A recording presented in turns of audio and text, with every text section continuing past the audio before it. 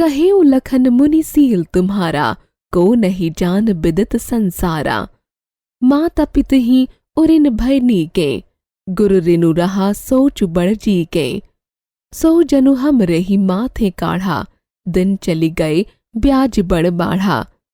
अब अनिय व्यवहरिया बोली, तुरत देऊं में थैली खोली। सुनी कटु बचन कुठार सुधारा, हाय हाय सब सभा पुकारा।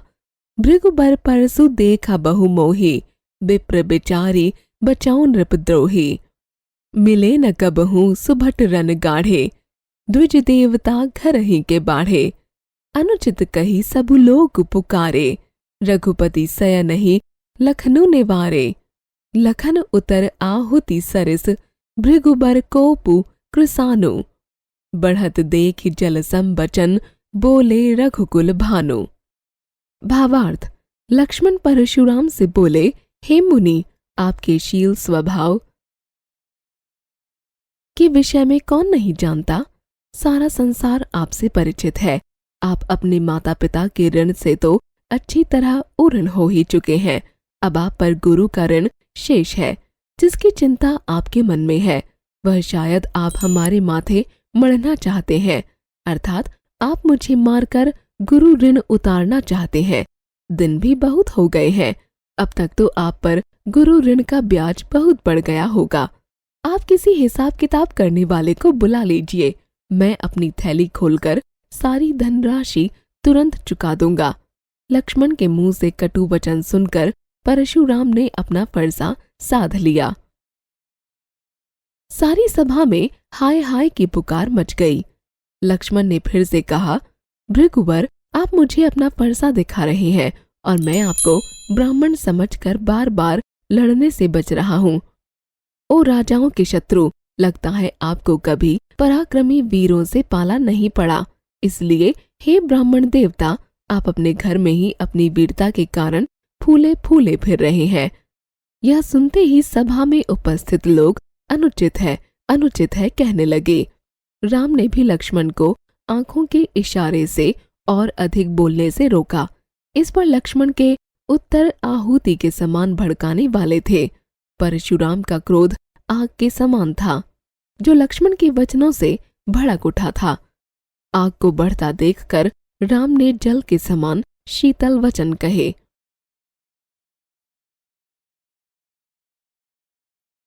शब्दार्थ, शब्द अर्थ, सीलु स्वभाव, विदित परिचित, उरिन ऋण मुक्त, नींग के अच्छी प्रकार, सोचू चिंता, माथे काढ़ा माथे मढ़ना।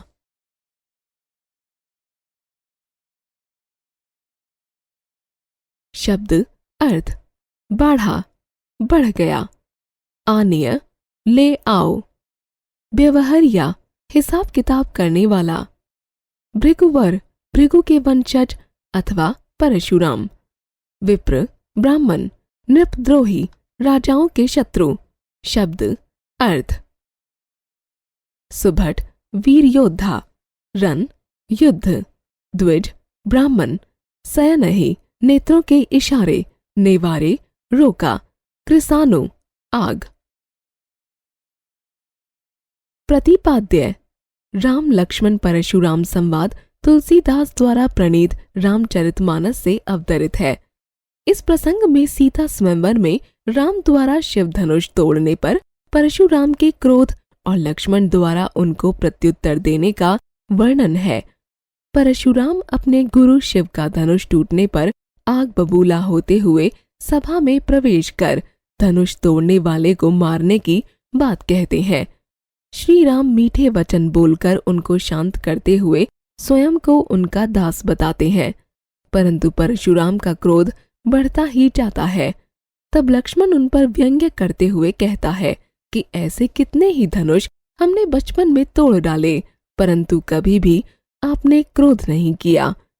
यह सुनकर परशुराम लक्ष्मण का वध करने की धमकी देते हैं।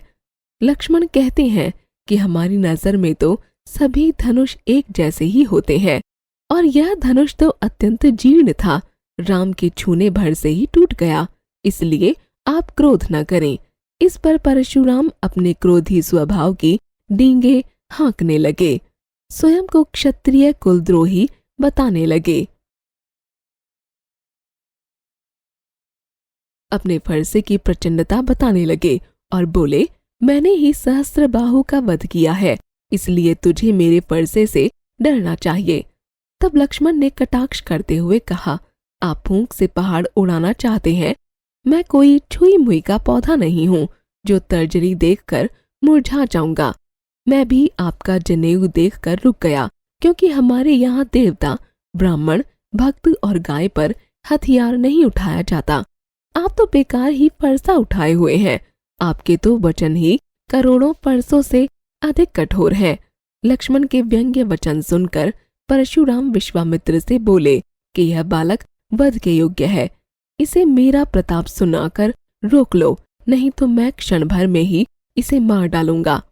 इस पर लक्ष्मण बोले, हे मुनि, आप अपनी बड़ाई अपने मुंह से कई बार कर चुके हैं, परंतु सच्चे वीर अपनी बड़ाई करने की बजाय युद्ध के मैदान में कुछ करके दिखाते हैं।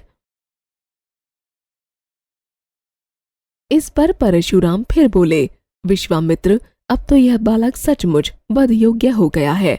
मैं तो तुम्हारे प्रेम और सद्भाव के कारण ही इसे छोड़ रहा हूँ, नहीं तो मैं इसे कब का काट डालता। विश्वामित्र मन ही मन हंसने लगे कि देखो, परशुराम को हरा ही हरा सूझ रहा है। लक्ष्मण ने फिर व्यंग्य किया, आपने अपनी माँ का वध करके माता पिता का ऋण चुकाया, अब मुझे मारकर गुरु ऋण चुकाना चाहते हैं। जल्दी से किसी हिसाब करने वाले को बुला लीजिए, मैं अपनी थैली खोलकर ब्याज सहित लौटा दूं। यह सुनते ही परशुराम ने अपना फरसा सीधा कर लिया। लक्ष्मण ने उन्हें आप घर में ही वीर हैं कहकर चिढ़ाया। तब राम ने नयनों के संकेत से लक्ष्मण को रोका और परशुराम के क्रोध को बुझाते हुए मीठे वचन कहे। अभ्यास कार्य। प्रश्न, राम के किस अपराध? प्रश्न। इस पर परशुराम फिर बोले,